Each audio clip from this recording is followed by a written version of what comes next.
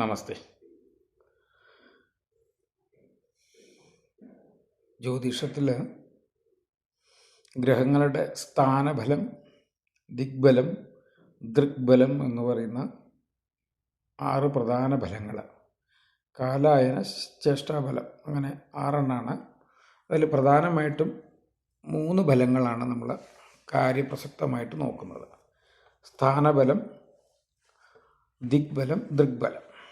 അതിൽ തന്നെ സ്ഥാനബലം എന്ന് പറയുന്ന വിഷയത്തിലെ ഒരു വിഷയമാണ് നീചം എന്ന് പറയുന്നത്. ഒരു ഗ്രഹം നീചം ചെയ്യാം.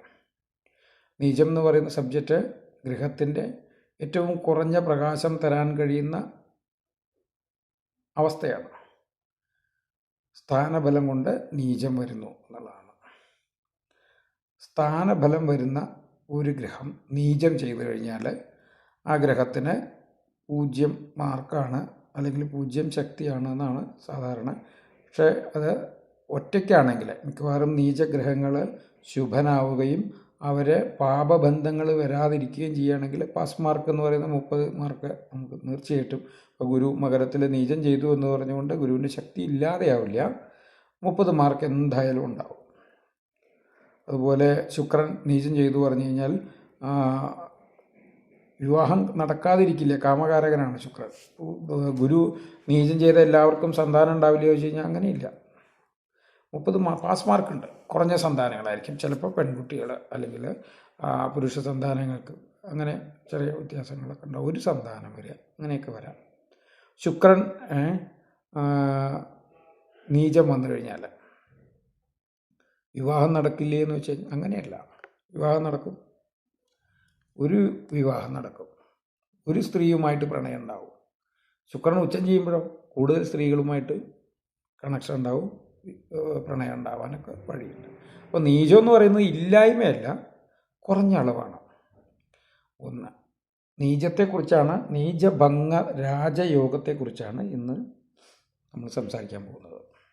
അപ്പോൾ നീചം മനസ്സിലായി. ഒരു ഗ്രഹം ഏറ്റവും കുറഞ്ഞ പ്രകാശം തരാൻ കഴിവുള്ള അവസ്ഥയാണ് നീചം എന്ന് പറയുന്നത്. അതേസമയം അത് ശുഭനായി ഒറ്റയ്ക്ക് തന്നെ നിൽക്കുകയാണെങ്കിൽ നീചത്തിന് ദോഷം വരില്ല, ആ നീചം പൂർണ്ണമായും ഇല്ലാതെയാവില്ല. അതേസമയം ശനിയുടെയോ രാഹുവിൻ്റെയോ അമാവാസി ചന്ദ്രൻ്റെയോ ബന്ധം വന്നു കഴിഞ്ഞാൽ ദോഷമായിട്ട് വരും ചെയ്യും. അത് ശ്രദ്ധിക്കണം. നീചം ഭംഗം വരുന്നത് ഏതൊക്കെ സ്ഥിതിയിലാണ്? നീചമുണ്ട്, നീചം ഭംഗമുണ്ട്, നീചഭംഗ രാജയോഗമുണ്ട്. ഇതെല്ലാം സ്ഥാനബലത്തിലാണ്. അതേ ഗ്രഹം തന്നെ ദിഗ്ബലം വന്നു കഴിഞ്ഞാൽ നീചമല്ല. ഇപ്പം ഉദാഹരണത്തിൽ മകരലഗ്നക്കാർക്ക് ഗുരു മകരത്തിൽ നിന്നാൽ നീചമല്ല, നീചമായിട്ട് എടുക്കാനേ പാടില്ല. കാര്യം അവിടെ സ്ഥാനബലം പോയാലും ദിഗ്ബലം വന്നു. പ്രധാനമായിട്ട് ശ്രദ്ധിക്കേണ്ടതാണ്. സ്ഥാനബലം പോയി ദിഗ്ബലം വന്നു. മിഥുന ലഗ്നക്കാർക്ക് ശുക്രൻ 4 നീചം ചെയ്യില്ല. അങ്ങനെ ചെയ്താൽ തന്നെ ശുക്രൻ ശുഭനായിരിക്കും. കാര്യം ദിഗ്ബലം വന്നു, 4ാം ഭാവത്തിലെ ശുക്രൻ ദിഗ്ബലം കൊടുക്കും. അതുപോലെ മീന ലഗ്നക്കാർക്ക് ബുധൻ ലഗ്നത്തിൽ നീചം ചെയ്യില്ല, ഒറ്റയ്ക്ക് നിൽക്കുമ്പോൾ.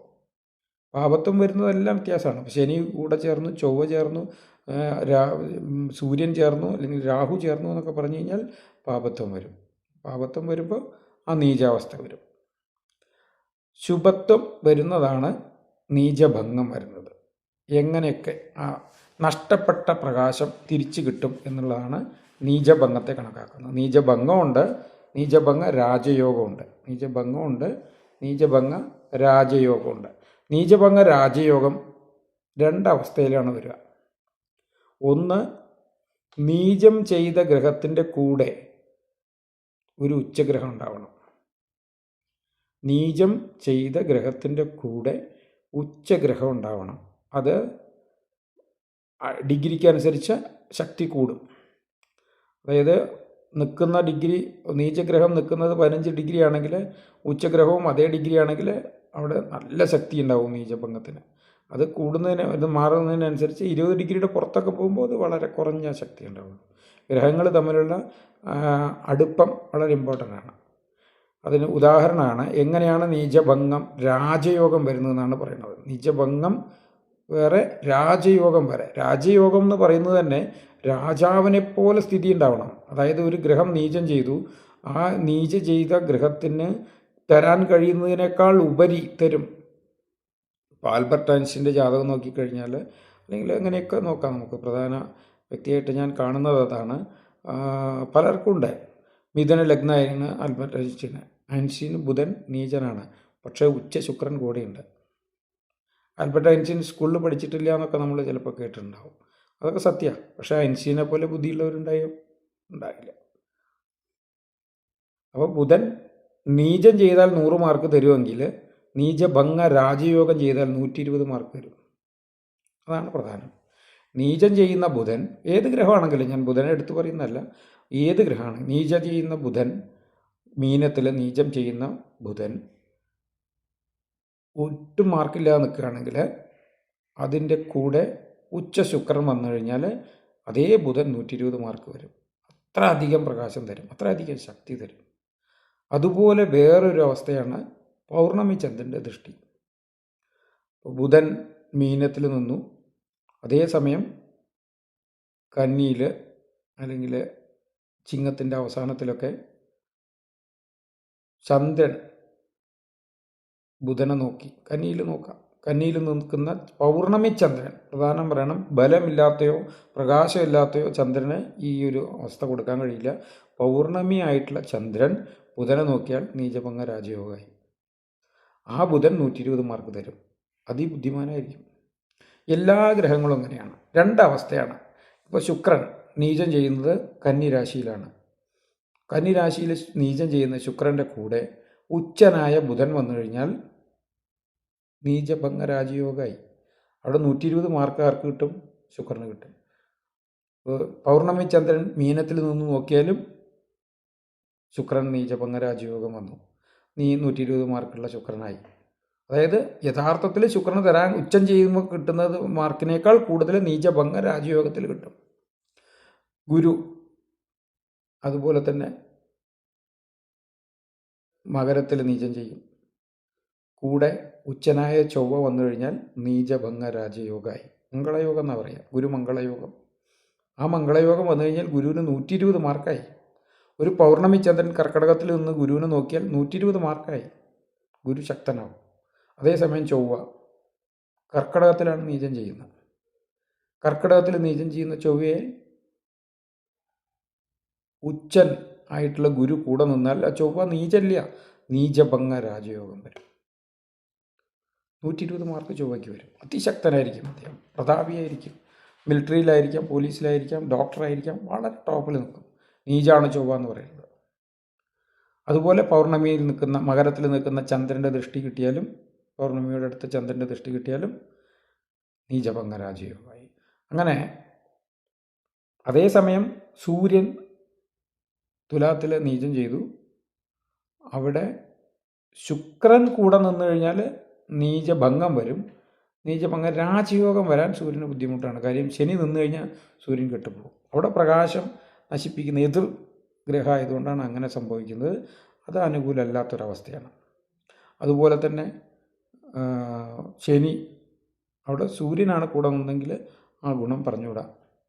അപ്പോൾ അവരുടെ ശുഭഗ്രഹങ്ങൾ മാത്രമേ അത് ഫലമായിട്ട് വരുള്ളൂ. പ്രധാനമായിട്ടും നീചം ഭംഗം വരണമെങ്കിൽ, നീചഭംഗം വരുന്നത് നീചം ചെയ്ത ഗ്രഹത്തിൻ്റെ ക്ഷേത്രത്തിൻ്റെ നാഥൻ ബലവാനായാൽ മതി. നീചം ചെയ്ത ഗ്രഹത്തിൻ്റെ ക്ഷേത്രനാഥൻ, അതായത് അദ്ദേഹം വീടെടുത്തിരിക്കുന്ന, ഇപ്പോൾ ഒരു താമസമാണല്ലോ.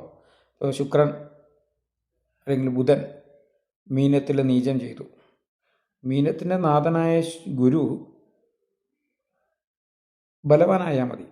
ഉച്ചനായി കഴിഞ്ഞ് കഴിഞ്ഞാൽ ഗുരു കർക്കടകത്തിൽ നിന്ന് കഴിഞ്ഞാൽ മീനത്തിലേക്ക് നോക്കിയിട്ട് നീചഭംഗ രാജയോഗം കിട്ടും. ബുധന് 2 തരത്തിൽ കിട്ടും. ശുക്രൻ നിന്നിട്ടും കിട്ടും, ഗുരുവിൻ്റെ ദൃഷ്ടി കൊണ്ടും കിട്ടും. ഗുരു ഉച്ചം ചെയ്ത് നിന്ന് കഴിഞ്ഞാൽ കർക്കടകത്തിലെ ഗുരു വന്നിട്ട് മീനത്തിൽ നോക്കുന്നുണ്ട്, ബുധനെ വീണ്ടും ഉച്ചനാക്കുന്നുണ്ട്, ബുധൻ നീചഭംഗ 120 മാർക്ക് കിട്ടും.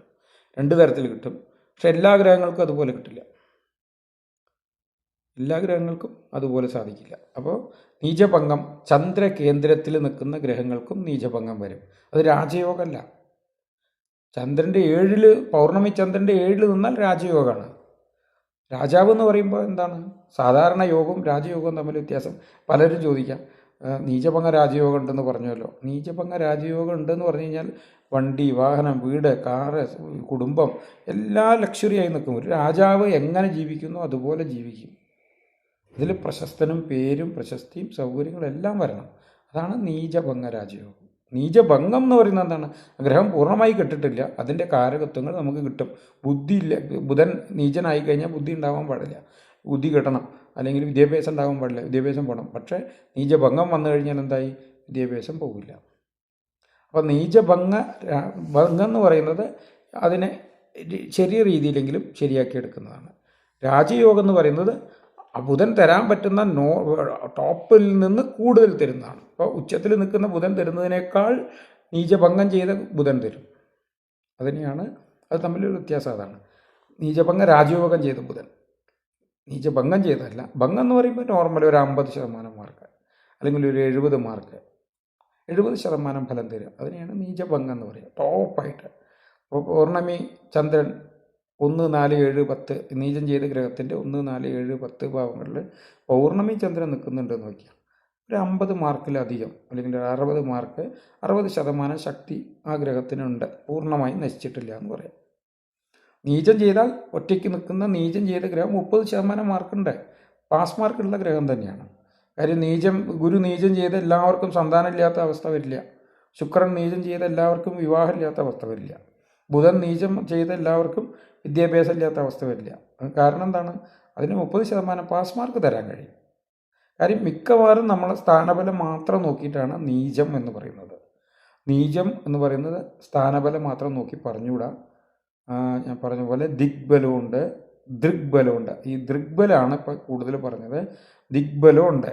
ദൃഗ്ബലം എന്ന് പറയുന്നത് ഓരോ ഗുരുവിൻ്റെ ദൃഷ്ടി, പൗർണമി ചന്ദ്രൻ്റെ ദൃഷ്ടി, ശുക്രയോഗം ഇങ്ങനെയൊക്കെ വരുമ്പോഴൊക്കെ നീചം നടക്കാതെ പോകും, നീചത്വം ഉണ്ടാവില്ല. അതേസമയം പാപന്മാരുടെ ദൃഷ്ടി യോഗങ്ങൾ വരുമ്പോൾ നീചത്വം ഉണ്ടാവുകയും ചെയ്യും. പ്രധാനമായിട്ടും ഈ പ്രകാശം നഷ്ടപ്പെട്ടാൽ തിരിച്ചു കിട്ടാൻ വേറൊരു പ്രകാശഗ്രഹത്തിൻ്റെ ശക്തി ഇതിന് കിട്ടണം, അല്ലെങ്കിൽ ദൃഷ്ടി കിട്ടണം. ഒന്ന്. പിന്നെ ഉച്ചഗ്രഹങ്ങൾ, അതിന് ഈ 4 ഗ്രഹങ്ങളാണല്ലോ പ്രധാനമായിട്ട്: ബുധൻ, ശുക്രൻ, ഗുരു, ചൊവ്വ. ശനിയും സൂര്യനെയും ഞാൻ പറഞ്ഞിട്ടില്ല. അത് അപൂർവ സന്ദർഭങ്ങളിൽ. പക്ഷെ അവർ ദിഗ്ബലത്തിൽ, സൂര്യൻ നിൽക്കുകയാണ്, സൂര്യൻ നീചം ചെയ്യുകയാണ് തുലാത്തിൽ. അതേസമയം മകരലഗ്നക്കാർക്ക് സൂര്യൻ ദോഷം ചെയ്യില്ല. കാര്യം എന്താണ്? ദിഗ്ബലം ചെയ്ത് നിൽക്കുകയാണ്. 10 സൂര്യനാണ്, മകരത്തിൻ്റെ 10 സൂര്യൻ വരിക. അപ്പോൾ ആ ദിഗ്ബലം വന്നതുകൊണ്ട് സ്ഥാനബലേ പോകുന്നുള്ളൂ, ദിഗ്ബലം വരുന്നുണ്ട്. ദിഗ്ബലം ചെയ്ത ശുഭനായിരിക്കും ആ സൂര്യൻ. നല്ല പാസ് മാർക്ക്, നല്ല മാർക്ക് തരും, അതായത് നല്ല ശക്തി തരും, ജോലിയിലൊക്കെ ഉയർച്ചയുണ്ടാവും. മകരലഗ്നക്കാരുടെ ജാതകം നോക്കിയാൽ അറിയാം. 10 നിൽക്കുന്ന സൂര്യൻ, അതായത് നീചനാണെങ്കിലും നീചഫലമല്ല തരിക. അതേപോലെ തന്നെ ശനി, തുലാലഗ്നക്കാർക്ക് 7 ശനി നീചഫലം തരില്ല. കാര്യം 7 ദിഗ്ബലം ചെയ്തിട്ടാണ് ശനി നിൽക്കുന്നത്. അപ്പോൾ സ്ഥാനബലം ഉണ്ട്, അതിലാണ് നീചം. അതിൽ തന്നെ നീചഭംഗം കിട്ടണമെങ്കിൽ 2 അവസ്ഥ. നീചഭംഗ രാജയോഗം വരുന്നെങ്കിൽ 2 അവസ്ഥയുള്ളൂ. ഒന്നുകിൽ ഉച്ചൻ്റെ കൂടെ ചേരണം, അല്ലെങ്കിൽ പൗർണമി ചന്ദ്രൻ്റെ നേർദൃഷ്ടി കിട്ടണം. അതാണ് നീചഭംഗ രാജയോഗം. എന്നാലേ രാജാവിനെ പോലെ. ഈ ഗ്രഹം തരുന്നത് 100 മാർക്കാണെങ്കിൽ ആ നീചഭംഗ രാജയോഗം വന്നാൽ 120 മാർക്ക് വരും. അതായത് ആ ഗ്രഹം നോർമൽ തരാൻ കഴിയുന്നതിനേക്കാൾ അധിക ശക്തിയിൽ നമുക്ക് പ്രകാശം തരും, അല്ലെങ്കിൽ നമുക്ക് ശക്തി തരും, നമുക്ക് കാരകത്വം തരും. ആ ഗ്രഹത്തിൻ്റെ കാരകത്വം നമുക്ക് കിട്ടും. അതാണ് നീചഭംഗ രാജയോഗം. നീചഭംഗം എന്ന് പറയുന്നത് വെറുതെ ആ നീചം ചെയ്ത് നിൽക്കുന്ന ഗ്രഹത്തിൻ്റെ ക്ഷേത്രനാഥൻ ലഗ്നകേന്ദ്രത്തിലോ ചന്ദ്രകേന്ദ്രത്തിലോ ബലവാനായി നിന്നാൽ മതി. അതെങ്ങനെയാണ് സാങ്കത്യം എന്ന് പറഞ്ഞു കഴിഞ്ഞാൽ, നമുക്ക് ഒരാൾ വീട് വാടകയ്ക്ക് തന്നു. ആ വീട് വാടകയ്ക്ക് ഇരിക്കുന്ന നമുക്ക് വീടിൻ്റെ ഉടമസ്ഥൻ ഒരു ശക്തനാണെന്ന് വയ്ക്കുക. ഒരു പോലീസുകാരനോ ഒരു DGPയോ അല്ലെങ്കിൽ ഒരു മന്ത്രിയോ ഒക്കെ അവരുടെ വീട്ടിലാണ് നമ്മൾ വാടകയ്ക്ക് ഇരിക്കുന്നത് വയ്ക്കുക. നമുക്കൊരു ശക്തി ഉണ്ടാവും. അവിടെ പെട്ടെന്ന് ബാക്കി മോശപ്പെട്ട ആളുകൾ കയറി വരികയോ അല്ലെങ്കിൽ മോശപ്പെട്ട എൻക്വയറിയോ കാര്യങ്ങളൊന്നും വരില്ല. കാര്യം എന്താണ്? വീട് കൊടുത്ത ആൾ ഉയർന്ന അധികാരിയാണ്, ബലവാനാണ്, അത്രയേ ഉള്ളൂ. അപ്പോൾ ഇത് സിമ്പിളായിട്ടാണ് അത് പറയുന്നത്. വീട് കൊടുത്ത ആൾ ബലവാനാണെങ്കിൽ നീചഭംഗം വന്നു. നീചഭംഗം വരും, രാജയോഗം വരില്ല. രാജയോഗത്തിന് ഞാൻ പറഞ്ഞ പോലെ ഉച്ചഗ്രഹം കൂടെ നിൽക്കണം, നീചൻ്റെ കൂടെ ഒരു ഉച്ചഗ്രഹം നിൽക്കണം, അല്ലെങ്കിൽ പൗർണമി ചന്ദ്രൻ്റെ ദൃഷ്ടി വേണം. അപ്പോൾ രാജയോഗം വരണമെങ്കിൽ അങ്ങനെയാണ്. നീചഭംഗം വരാൻ ചന്ദ്രകേന്ദ്രത്തിൽ നിന്നാൽ മതി. ചന്ദ്രൻ്റെ 90 ഡിഗ്രികളിൽ 1, 4, 7, 10 ഭാവങ്ങളിൽ നീചം ചെയ്ത്, ഇപ്പോൾ ബുധൻ നീചം ചെയ്ത് മീനത്തിൽ വരുമ്പോൾ ധനുവിൽ ചന്ദ്രൻ നിന്നാലും മിഥുനത്തിൽ ചന്ദ്രൻ നിന്നാലും നീചഭംഗം വരും. ഇത് പൗർണമി ചന്ദ്രനായിരിക്കണം, പ്രകാശമില്ലാത്ത ചന്ദ്രൻ നിന്നിട്ട് കാര്യമില്ല. അമാവാസി ചന്ദ്രനാണ് നിൽക്കുന്ന നീചഭംഗം അതുണ്ടാവില്ല. പ്രകാശം ഉള്ള ചന്ദ്രൻ, പഞ്ചമിക്ക് അമാവാസി കഴിഞ്ഞ് പഞ്ചമി കഴിഞ്ഞിട്ടുള്ള ചന്ദ്രൻ, അല്ലെങ്കിൽ അഷ്ടമി കഴിഞ്ഞ ചന്ദ്രൻ, അങ്ങനെയുള്ള ചന്ദ്രൻ, പ്രകാശചന്ദ്രൻ, ആകാശത്തിൽ നോക്കിയാൽ പ്രകാശം തോന്നിക്കുന്നുണ്ടെങ്കിൽ ആ ചന്ദ്രൻ്റെ കേന്ദ്രത്തിലാണ് നീചഗ്രഹം നിൽക്കുന്നെങ്കിൽ നീചഭംഗം ഉണ്ടാവും. അതേപോലെ തന്നെ നേരെ മീനത്തിൽ നിൽക്കുന്ന ബുധന് നേരെ 7 കന്നിയിൽ ചന്ദ്രൻ നിൽക്കുകയാണെങ്കിൽ നീചഭംഗ രാജയോഗം ഉണ്ടാവും. പ്രകാശചന്ദ്രൻ, പൗർണമി ചന്ദ്രൻ്റെ കാര്യം പറയണം.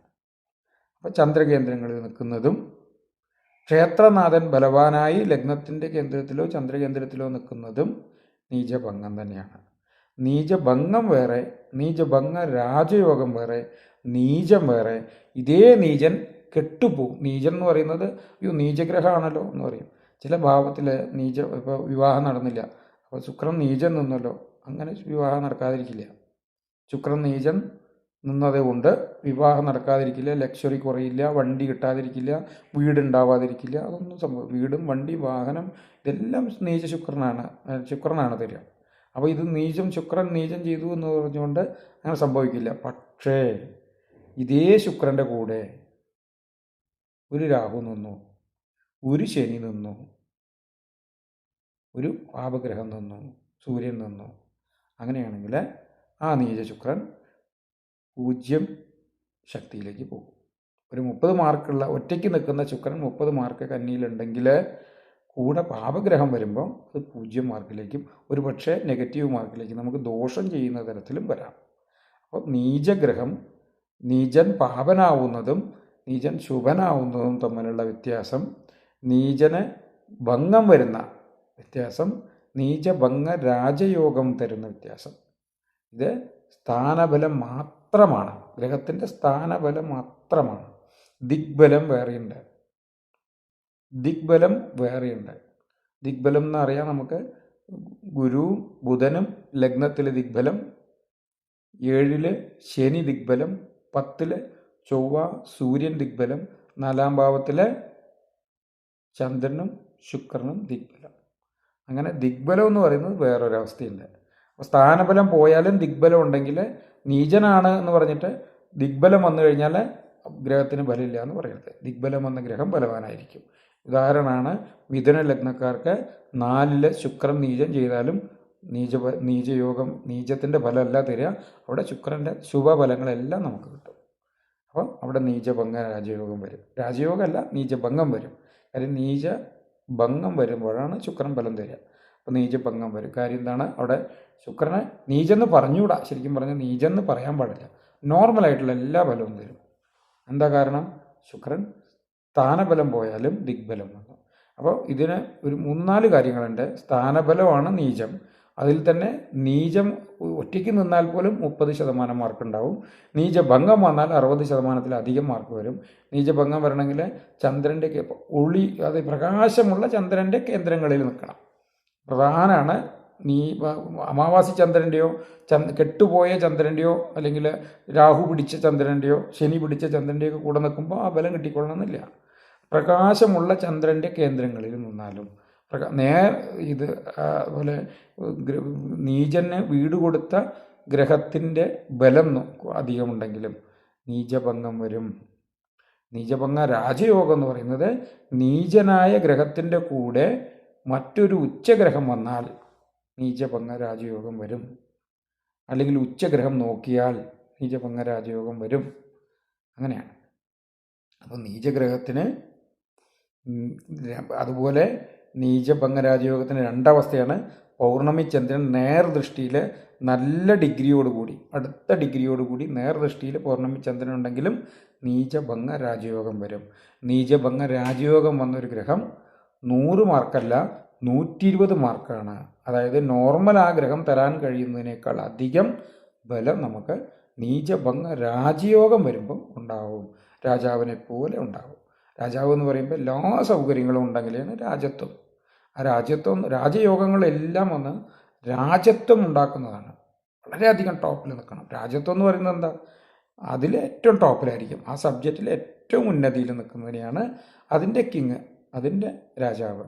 ആ അവസ്ഥയാണ് നീചഭംഗ രാജയോഗം വരുമ്പോണ്ടാവുക. അപ്പോൾ 4 കാര്യങ്ങളെക്കുറിച്ചാണ് പറഞ്ഞത്. സ്ഥാനബലമാണ് നീചം. ദിഗ്ബലം വന്നു കഴിഞ്ഞാൽ അതിനെ അതിൻ്റെ നീചത്തെ ഇല്ലാതെ ചെയ്യും. നീചം എന്ന് പറഞ്ഞുകൂടാ. അതുപോലെ നീചം ഒറ്റയ്ക്ക് നിന്നാൽ പോലും 30 മാർക്കുണ്ട്. അതിൽ പാപൻ വരുമ്പോൾ അത് -, മാർക്കിലേക്ക് പോവും, നാശം ഉണ്ടാവും. അതുപോലെ നീചഭംഗമുണ്ട്, നീചഭംഗ രാജയോഗമുണ്ട്. ഇത്രയും കാര്യങ്ങളാണ് പറഞ്ഞത് ഇന്നത്തെ വീഡിയോയിൽ. നന്ദി, നമസ്കാരം.